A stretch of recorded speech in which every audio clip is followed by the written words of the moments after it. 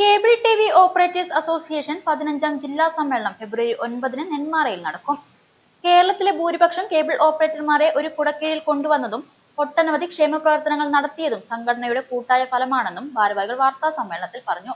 നെന്മാറയിൽ നടക്കുന്ന സമ്മേളനം സംസ്ഥാന പ്രസിഡന്റ് പ്രവീൺ മോഹൻ ഉദ്ഘാടനം ചെയ്യും.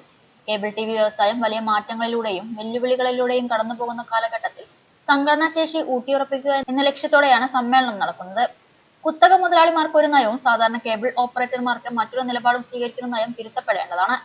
നെറ്റ്വർക്ക് ഓപ്പറേറ്റർമാർക്കും ഉപഭോക്താക്കൾക്കും അധിക ഭാരം വരാത്ത തരത്തിലാണ് പ്രവർത്തനം. ആയിരക്കണക്കിന് ചെറുപ്പക്കാർക്ക് തൊഴിൽ നൽകുന്ന മേഖലയായി കേബിൾ നെറ്റ്വർക്ക് വികസിച്ചു. സർക്കാരുകളുടെ ഭാഗത്തു നിന്നും വേണ്ട പരിഗണന ലഭിക്കാത്തതും ആവശ്യങ്ങളിൽ അനുകൂല തീരുമാനം ഉണ്ടാവാത്തതും പ്രതിസന്ധിയാണ്. രാവിലെ 10-ന് ആരംഭിക്കുന്ന സമ്മേളനത്തിൽ സംഘടനയുടെ സംസ്ഥാന ജില്ലാ ഭാരവാഹികൾ പങ്കെടുക്കും. വാർത്താ സമ്മേളനത്തിൽ ജില്ലാ president MG Rajasekharan, secretary Siddique H, UB PLMD Manikandan എന്നിവർ പങ്കെടുത്തു. അതിൽ നമ്മളെ selected 70% of people will take part in that സമ്മേളനം. അറൗണ്ട് നമ്മൾക്ക് ഉള്ളത് ഒരു 300 മെമ്പർ ഓപ്പറേറ്റേഴ്സ്മാരുള്ളതാണ്.